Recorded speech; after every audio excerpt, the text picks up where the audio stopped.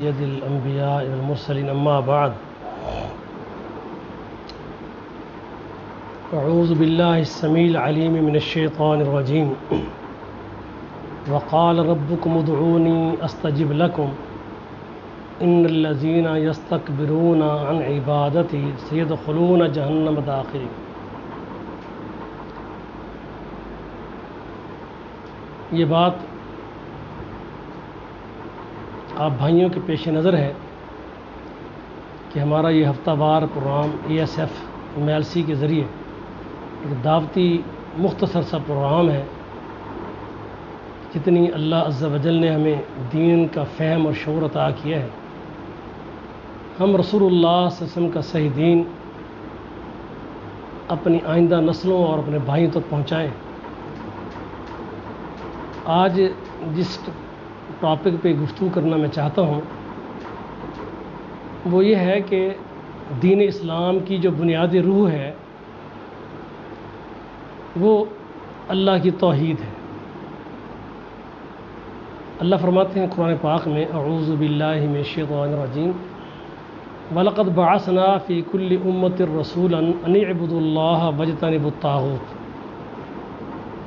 اللہ عز و جل نے ہر امت کے اندر رسول بھیجے ہیں اور ان کی دعوت اور ان کے پیغام کا بنیادی مقصد یہ تھا کہ اللہ عز و جل کے سوا کسی کی عبادت نہ کی جائے، بلکہ اللہ کے مد مقابل معاشرے میں لوگوں نے جو اپنے خود ساختہ معبودان باطل کھڑے کیے ہیں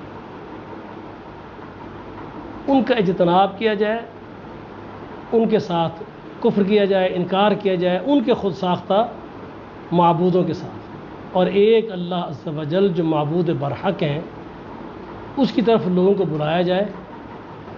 اور یہی ہر پیغمبر کی دعوت ہے۔ تو اللہ کی عبادت میں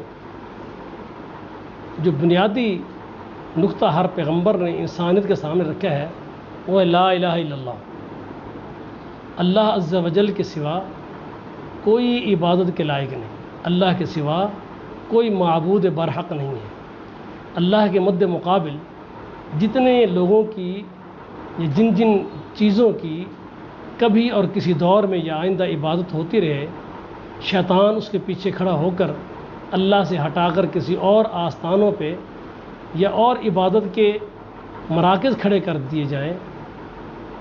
ہندوؤں کے ہاں اپنا طریقہ کار عبادت کا ہے، سکھوں کا اپنا ہے، عیسائیوں یہودیوں کا اپنا ہے، جیسے مشرکین مکہ تھے ان کا اپنا تھا۔ تو وہ سارے کے سارے معبودان باطل ہیں، ان کا رد کرنا، ان کی عبادت کا انکار کرنا اور ایک اللہ کی عبادت کی دعوت دینا، یہ ہر پیغمبر کی بنیادی دعوت ہے اور یہ اسلام کی بنیادی دعوت ہے۔ تو لا الہ الا اللہ، اللہ کے سوا کوئی عبادت کے لائق نہیں ہے۔ تو عبادت کے جس حصے پہ میں اب گفتگو کرنے لگا ہوں وہ کیا ہے؟ اللہ سے جو ہم دعائیں مانگتے ہیں، یہ دعا مانگنا بھی عبادت ہے۔ قرآن پاک کی جو آیت میں نے پڑھی ہے اس کا مفہوم یہ ہے وقال ربکم ادعونی استجب لکم۔ اللہ عز و جل فرماتے ہیں کہ تم مجھ سے دعائیں کرو، اپنے مصائب پریشانیوں میں تکلیفوں میں مجھے پکارو، مجھ سے مانگو، مجھ سے دعائیں کرو۔ استجب لکم، میں وہ ذات ہوں جو میں تمہاری دعاؤں کو قبول کروں گا، تمہاری پریشانی ہٹاؤں گا، دکھوں کا مداوع کروں گا، جو مانگو گے اللہ تمہیں وہ دے گا۔ مانگو، صرف اللہ سے مانگو، اللہ سے دعائیں کرو۔ فرمایا ان الذین یستکبرون عن عبادتی، اب وہ لوگ جو میری عبادت سے تکبر کریں، یعنی مجھ سے نہ مانگیں، مجھ سے دعائیں نہ کریں، مجھ سے منہ پھیر کے رکھیں، تو اللہ فرماتے ہیں کہ اس قسم کا یہاں اللہ نے عن عبادتی کہہ کر دعا کو عبادت کہا ہے۔ اس آیت کے مفہوم میں دعا بطور عبادت شامل ہے، دعا مانگنا یہ عبادت ہے۔ فرمایا جو اس میری عبادت سے تکبر کرتا ہے، اللہ فرماتا ہے سیدخلون جہنم داخرین، تو اللہ تعالیٰ ان کو ذلت اور رسوائی کی علامت بناتے ہوئے اللہ جہنم میں داخل کر دے گا، اور یہ عنقریب ہوگا۔ موت کے بعد ہی جزا و سزا کے معاملات کتاب و سنت سے ثابت ہیں کہ شروع ہو جاتے ہیں۔ اس لیے یہاں ایک بنیادی نقطہ یہ ہے کہ دعا مانگنا یہ ایک عبادت ہے، جیسے جامع ترمذی کی حدیث ہے الدعاء هو العبادہ، کہ دعا عبادت ہے۔ قرآن و حدیث سے جب یہ بات کلیئر ہو گئی کہ دعا عبادت ہے، اب لا الہ الا اللہ کا معنی کیا ہے، جس کا ہم بنیادی اقرار کرتے ہیں مسلمان ہونے کے لیے، ایک اللہ کے رسول کی رسالت کی گواہی دیتے ہیں، اور اس سے پہلے اللہ عز و جل کی توحید اور یکتائی کی گواہی دیتے ہیں، جو پیغام محمد کریم علیہ السلام نے امت کو دیا اور سبق پڑھایا۔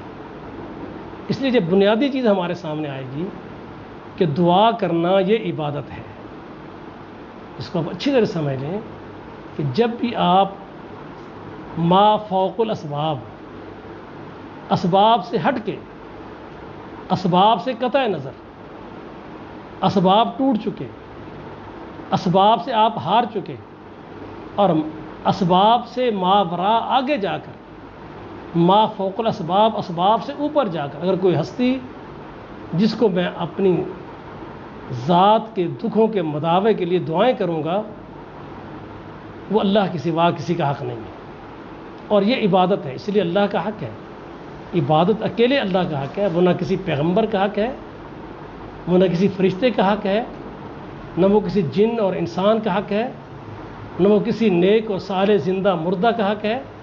سارے کے سارے عبادت کا چھوٹے سے چھوٹا طریق بھی اور بڑے سے بڑا طریق بھی اکیلے اللہ کا حق ہے۔ تو اس عبادت میں ایک جملہ جو میں نے آج کہا ہے وہ کیا ہے کہ دعا مانگنا یہ عبادت ہے۔ الدعاء هو العبادہ، رسول اللہ صلی اللہ علیہ وسلم کا فرمان ہے، اور قرآن کی آیت میں نے پڑھی ہے آپ کے سامنے۔ تو جب آپ کو یہ احساس ہو جائے قرآن کی اس آیت سے، جو سورہ المومن 24ویں پارے کی آیت نمبر 60، آیت نمبر 60 جو ہم نے یہ آپ کے سامنے بیان کی ہے، آپ اس کو گھر میں جا کر پڑھ کے دیکھیں۔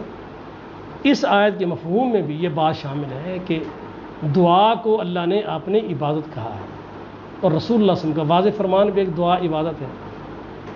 اب تو دعا عبادت ہے، یا اللہ مدد کہنا یہ اللہ کی عبادت ہے، یہ دعا ہے کہ اللہ مدد فرما، یہ دعا ہے۔ تو یہ کس کی عبادت ہے؟ اس کے لائق کون ہے؟ اکیلا اللہ، لا الہ الا اللہ، یہی معنی ہے۔ اللہ کے سوا کسی کی عبادت نہیں کرنی۔ کیا معنی؟ جب دعا بھی عبادت تو اللہ کے علاوہ کسی دعائیں بھی نہیں کرنی۔ اب سوچئے، جب آپ دعا اللہ سے کرتے ہیں تو عبادت اللہ کی ہے، یا اللہ مدد کہنا یہ اللہ کی عبادت ہے۔ پھر اگر آپ یا رسول اللہ مدد کہیں گے، یا علی مدد کہیں گے، تو پھر اس پہ غور کیجئے کہ اگر دعا عبادت ہے اور ہم ما فوق الاسباب، اسباب سے آگے جا کر، اسباب سے ہٹ کر، اگر ہمارا عقیدہ ہے کہ کوئی ہستی بغیر اسباب کے، جہاں میرے اسباب بیکار ہو چکے ہوں، میرے اسباب بے وقت ہو چکے ہوں، میں پھر بھی اور کسی ذات سے مانگوں گا اور وہ ذات اسباب کی محتاج نہیں ہے، وہ اللہ عز و جل کی ذات ہے، اسی لیے میں یا اللہ مدد کہوں گا، یہ اللہ کی عبادت ہے۔ تو پھر سوچئے کہ یا رسول اللہ مدد، یا علی مدد، یا عبد القادر جیلانی مدد، یا فلاں پیر مدد، جو بھی ہم کہیں گے وہ مدد کس کی ہوگی؟ جس سے مدد مانگو گے یہ اس کی عبادت کہلائے گی، کیونکہ مدد مانگنا دعا اور عبادت ہے۔ اس لیے میرے بھائیوں، اس پہ آپ بے شک علماء سے سمجھیں، میری اس دعوت پہ غور کریں کہ لا الہ الا اللہ میں اللہ کے سوا کوئی عبادت کے لائق نہیں، تو وہاں دعا مانگنا یہ عبادت ہے، اور وہ اللہ کے سوا کسی سے نہیں مانگنی چاہیے۔ مصیبتوں کا مداوع چاہتے ہیں، مشکلوں کا حل چاہتے ہیں، دکھوں سے نجات چاہتے ہیں، اولاد چاہتے ہیں، صحت چاہتے ہیں، مال چاہتے ہیں، پریشانیوں سے نجات چاہتے ہیں، تو پھر دعائیں مانگیں گے تو جس سے بھی مانگیں گے یہ اس کی عبادت ہے، اور وہ اللہ کے سوا کسی اور کا حق نہیں۔ اگر یا اللہ مدد اللہ کی عبادت ہے تو پھر اللہ کے سوا جس سے بھی مدد مانگو گے، جس سے بھی دعا مانگو گے، یہ اس کی عبادت کہلائے گی، اور یہ لا الہ الا اللہ کے بنیاد کے خلاف ہے، جو اسلام کا بنیادی نقطہ ہے۔ اس لیے اللہ تعالیٰ سے دعا ہے، اللہ مجھے بھی اور آپ بھائیوں کو اس پیغام کو سمجھنے کی توفیق دے کہ اللہ کے سوا کسی اور سے استعانت، مدد اور تکلیفوں کا مداوع، اس کے لیے مانگنا، دعا کرنا سب شرک ہے، اور اس سے اللہ کے سوا اوروں سے نجات ملنا، یہ عقیدہ رکھنا، یہ بھی اللہ کے ساتھ اس کے حق کی عبادت میں شراکت ہے۔ اللہ مجھے اور آپ کو اس سے محفوظ رکھے۔ وما علینا الا